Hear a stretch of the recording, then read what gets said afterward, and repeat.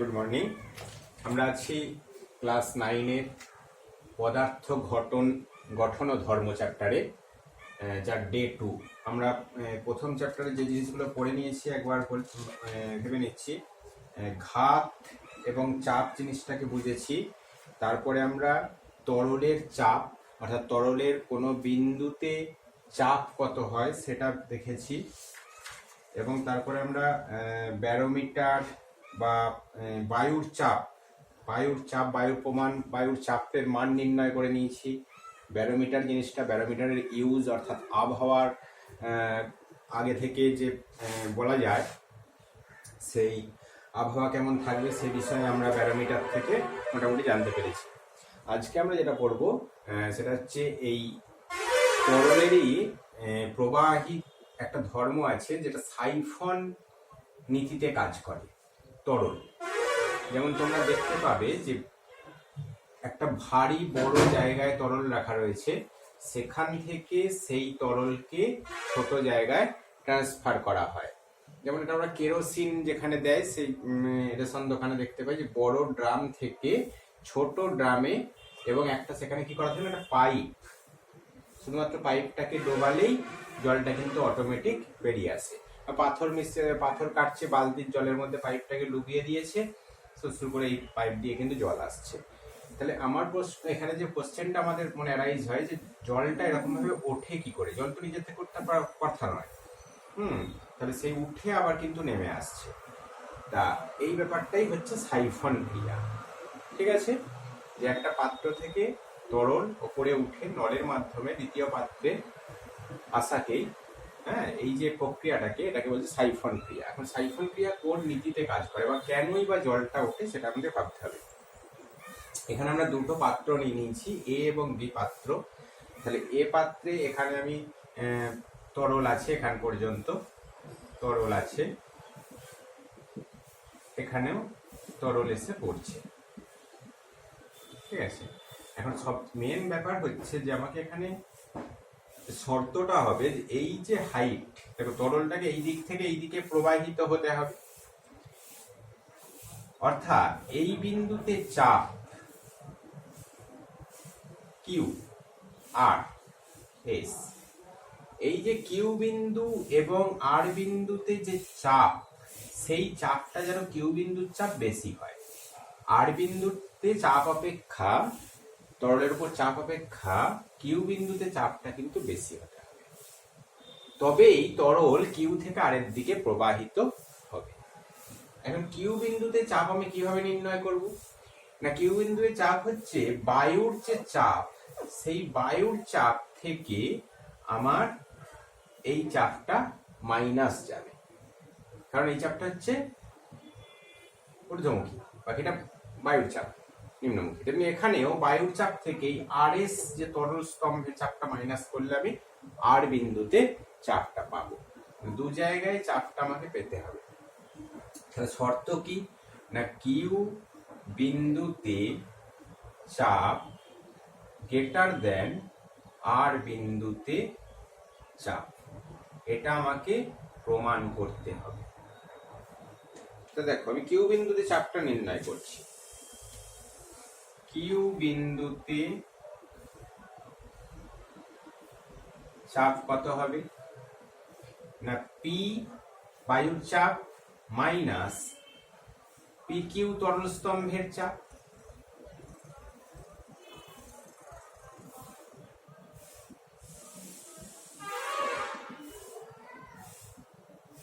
সমান P minus, এইটাকে যদি আমি হাইট h1 বলি তাহলে h1 ডি জি, যদি তরলের ঘনত্ব ডি হয়। আবার দেখো আর বিন্দুতে চাপ নির্ণয় করছি, আর বিন্দুতে চাপ সমান হচ্ছে পি মাইনাস আর এস স্তম্ভের চাপ equal to P minus h2, এটাকে যদি আমি h2 বলি h2 ডিজি। এখন এদের মধ্যে কোনটা বেশি দেখতে পাচ্ছি? h1 টার মানটা হচ্ছে ছোট, তার মানে এই বিয়োগফলটা বড় হয়ে যাবে, এই বিয়োগফলটা ছোট হয়ে যাবে। অতএব প্রমাণিত হয়ে গেল এটা গ্রেটার দেন এটা, লিখে দেবো। অতএব প্রমাণিত হলো অতএব কিউ বিন্দুতে চাপ বেশি।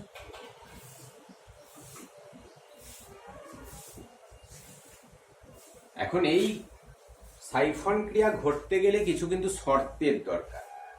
যেমন 1 নম্বর হচ্ছে এখানে বায়ু রিলেটেড, বায়ুর চাপ থাকতেই হচ্ছে, বায়ুর চাপের জন্য তরলটা যাচ্ছে কিন্তু, তাহলে সেটা হচ্ছে 1 নম্বর, বায়ু শূন্য স্থানে কিন্তু এই সাইফন ক্রিয়া ঘটবে না।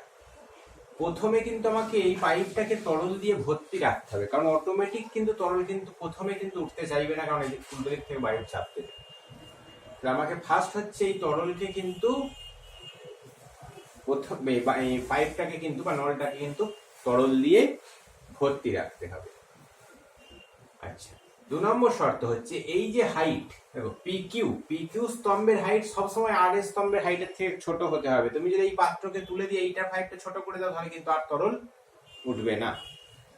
এইভাবে এই কতগুলি শর্ত, পাইপটার কোনো লিকেজ থাকা চলবে না, কোনো ছিদ্র থাকা চলবে না, তাহলে এই শর্তগুলি মানলে তবেই কিন্তু এই সাইফন ক্রিয়া ঘটবে। সাইফন ক্রিয়া কোথায় দেখা যায়? সাইফন ক্রিয়া তোমরা 1 নম্বর তোমরা বললাম যে রেশন দোকানে, কিন্তু সাইফন ক্রিয়ার ব্যবহার আমরা বলবো যে ভারী বড় পাত্র থেকে ছোট পাত্রে তরল, যেটাকে তুলে ঢালতে আমাদের কষ্ট হবে, হয়তো এটা কয়েক টন ওজন বা কয়েক কুইন্টাল ওজন, তাহলে এটাকে ঢালতে পারা যাচ্ছে না, তখন আমরা এই ধরনের তরলকে ট্রান্সফার করতে এটাকে ব্যবহার করব। 2 নম্বর এটার ব্যবহার কি বলবো, আর একটা দেখো আমাদের সেই কোমরে বা প্যান যে ফ্লাশ, স্বয়ংক্রিয় ফ্লাশ, সুইচ টিপলেই জল সেদিক দিয়ে বেরিয়ে আসবে, এই যে ভিতরে যে অ্যাপারেটাসটা করা থাকে সেটা কিন্তু এই সাইফন ক্রিয়ার উপরে ভিত্তি করেই করা থাকে। ওখানে চাপ কম, এখানে চাপ বেশি, অটোমেটিক তরলটা কিন্তু বেরিয়ে আসবে। ঠিক আছে, এই হচ্ছে আমার সাইফন ক্রিয়ার কার্যনীতি। নেক্সট আমরা চলে যাব তরলের সমোচ্চশীলতা ধর্ম। এটা তোমরা খুব ছোট থেকেই পড়েছো, তরলের সমোচ্চশীলতা ধর্ম। তরল সবসময় একই উচ্চতায় থাকতে চায়, এটা আমরা জানি। তরলের সমোচ্চশীলতা ধর্ম,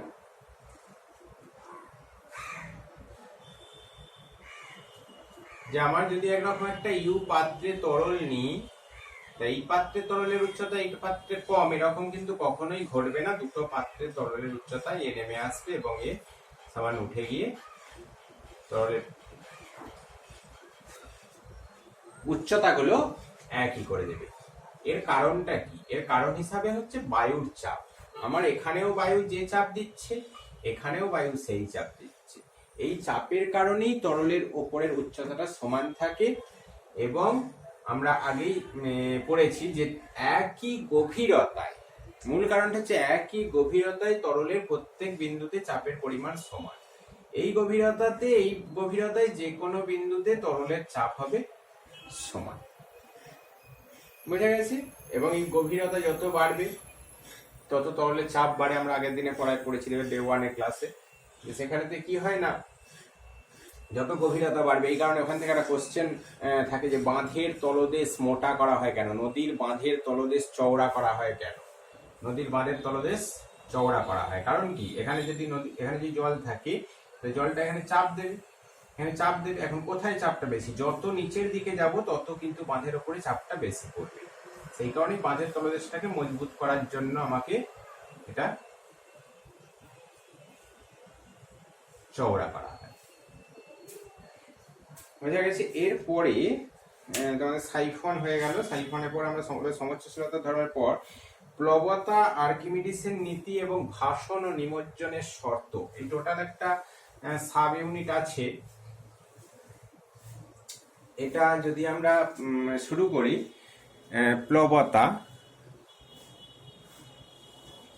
আমরা তো কিছুটা আজকে শুরু করছি, কারণ গোটাটা এখানেতে অনেকটাই এই ডে 2 ক্লাসে খুব বড় হয়ে যাবে। তোমরা প্লবতা জিনিসটা কি তোমরা এটা দেখেছো, যে জলের মধ্যে যদি কোনো ফুটবল বা এই জাতীয় হাঁড়ি বা কড়াই পুকুরের জলে বা কোনো জলে এরকম বা একটা বড় পাত্রকে সোজা করে জলের মধ্যে যদি ডোবাতে চাই, মনে হয় যেন নিচের থেকে জলের মধ্যে থেকে বা নিচের থেকে পাত্রটার উপরে কেউ একটা ঊর্ধ্বমুখী বল প্রয়োগ করছে। কি বললাম, একটা কড়াই বা একটা হাঁড়িকে যদি আমরা জলের মধ্যে ডোবাতে চাই, প্রেসার দিয়ে আমরা চাপ দেবো, তখন মনে হবে যেন যে তেমনি ছেড়ে দেবো, ওপর দিয়ে কিন্তু এটা কিন্তু উঠে যাবে। নিচের থেকে একটা কেউ ঊর্ধ্বমুখী ঘাত, আগের দিন আমরা ঘাত করেছি, সেই ঊর্ধ্বমুখী ঘাত বা বল লম্বভাবে কেউ প্রয়োগ করছে, এটাই হচ্ছে প্লবতা বল। প্লবতা কাকে বলে না, তরলের কোনো বস্তুকে তরলের মধ্যে আংশিক বা পূর্ণ যাইভাবে নিমজ্জিত করো, তাহলে যে তরল ওই পাত্রের উপরে যে ঊর্ধ্বমুখী ঘাত বল প্রয়োগ করে তাকেই বলা হচ্ছে প্লবতা। ঠিক আছে, এখন এই প্লবতা কিসের উপর নির্ভরশীল, প্লবতার বৈশিষ্ট্যটা কি, প্লবতা কি কি বিষয়ের উপর নির্ভরশীল?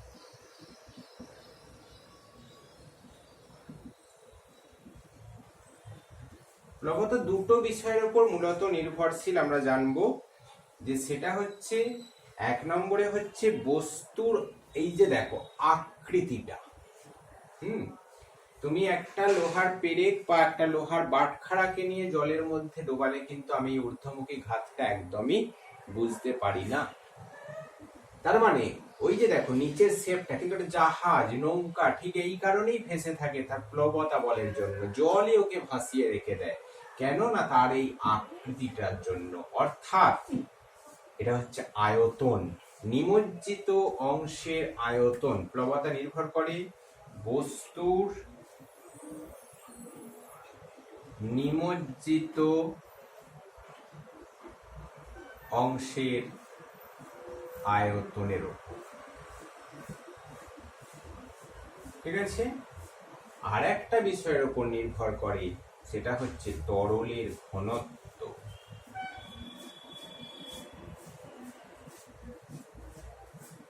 তরলের ঘনত্ব, এই তরলটা যত ঘন হবে তত প্লবতা বাড়বে।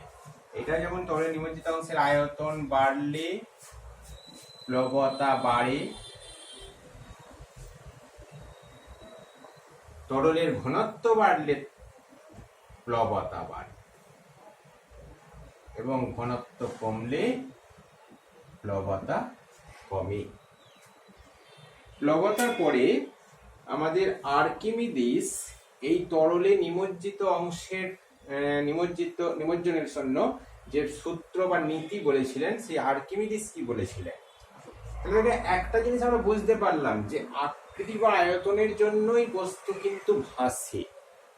যেটা লোহার বাটখারাটা ভাসছে না, ওই বাটখারাটাকে পিটিয়ে পিটিয়ে তুমি যদি কড়াই বা পাতের মতো এরকম বানাও, তাহলেই কিন্তু সেটা ভাসতে থাকছে। তাহলে দেখো বস্তুর ওজনটা কিন্তু একই থাকছে, অথচ তার আকৃতিটার জন্য। এখন বস্তুর ওজনটাও একটা কিন্তু ফ্যাক্টর হবে, সেটা কি না, আর্কিমিডিস কি বলছে, যে যখন তুমি কোনো তরলে, আর্কিমিডিসের নীতি,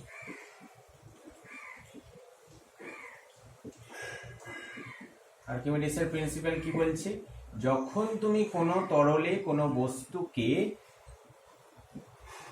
নিমজ্জিত করবে, তখন কি হয় না, বস্তুর ওজনের আপাত হ্রাস হয়ে যায়।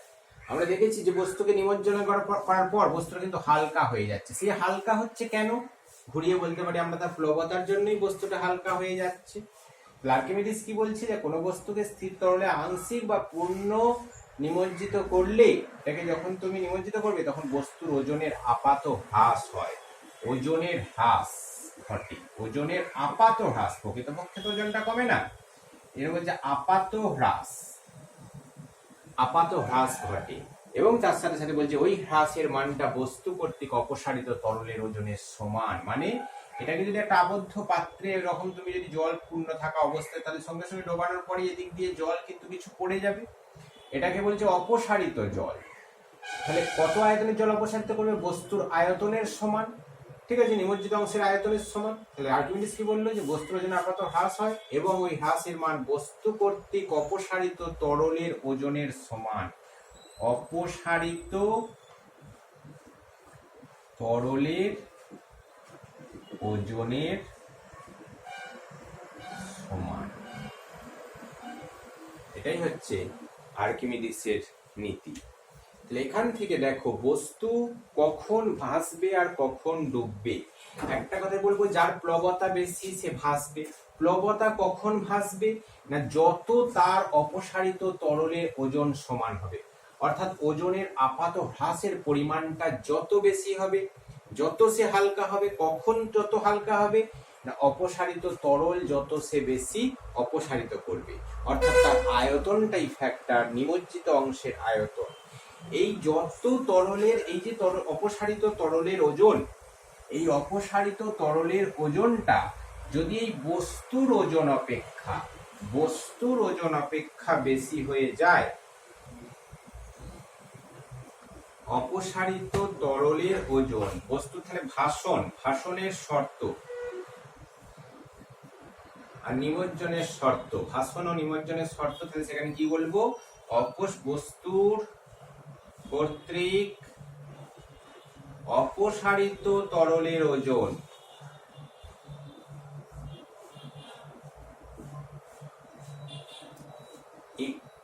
গ্রেটার দেন বস্তুর ওজন। বস্তু কর্তৃক অপসারিত তরলের ওজন যখনই বস্তুর ওজনের থেকে বেশি হবে তখনই বস্তুটা ভাসবে, আর যখন এটা কম হবে, অপসারিত তরলের ওজন, বস্তুর ওজনটা বেড়ে যাবে, তখন এটা ডুবে যাবে। আর যদি সমান হয় তাহলেও কিন্তু ভাসবে, ঠিক এরকম ভাবে ডুবে ভাসবে কথাটা বলা হয়। যদি দুটি সমান হয়ে যায় তখন সেটা ডুবে গিয়ে ভাসবে, একবারে নিচে চলে যাবে না। ঠিক আছে, এটাই হচ্ছে ভাসনের শর্ত। এবারে সাম্যাবস্থায় ভাসন, এবারে দেখো একটা নৌকাও কিন্তু ভাসে, আবার আমরা জানি নৌকাও কিন্তু ডুবি হয়।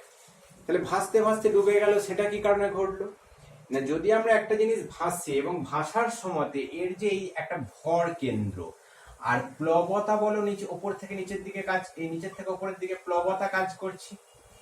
এখন প্লবতাটা কোন বরাবর কাজ করবে না, তার যে ওজনের হ্রাস হয়েছে সেই বরাবর, এবং বস্তুরও একটা ভার কেন্দ্র কাজ করবে নিচে বরাবর।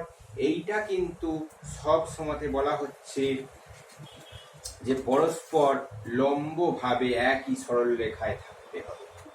হ্যাঁ, সাম্যাবস্থায় যখন ভাসনের শর্ত বলা হবে, সেক্ষেত্রে একটা কথা বলতে হবে কি না, বস্তুর ভারকেন্দ্র ও উপর দিকে হচ্ছে প্লবতা কেন্দ্র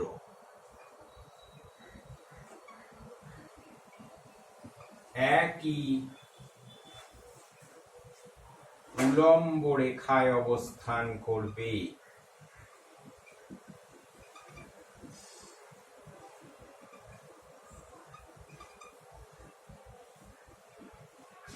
তবেই বস্তুটা কিন্তু সাম্যাবস্থায় ভাসবে। যদি ওটা কিন্তু সরে যায়, এইভাবে পরস্পর উলম্ব রেখায় থাকতে হবে, একজন কিন্তু সরে গেলে তখনই কিন্তু এটা কিন্তু ডুবে যাওয়ার সম্ভাবনাটা থাকবে। বোঝা গেছে? যেমন নৌকাতে যদি এক পাশে লোক চেপে যায়, তাহলে তার কিন্তু ভার কেন্দ্র জিনিসটা কিন্তু সরে যাবে, ঠিক মিডিলে থাকবে না, তখনই কিন্তু ভার কেন্দ্রটা প্লবতা কেন্দ্র থেকে আর একই উলম্ব রেখায় থাকছে না, সরে যাচ্ছে, তখনই কিন্তু ডুবে যাওয়ার সম্ভাবনাটা থাকবে। আমরা যেটা বলছিলাম সেটা কিন্তু এই ক্লাসে আমরা করলাম। পরের দিন আমরা ঘনত্ব এবং আপেক্ষিক গুরুত্ব ব্যাপারটা থেকে এই চ্যাপ্টারটা শুরু করব পরের ডে 3 ক্লাসে। আজকে এ পর্যন্তই। তোমরা বাড়িতে পড়াগুলো তৈরি করো। ওকে।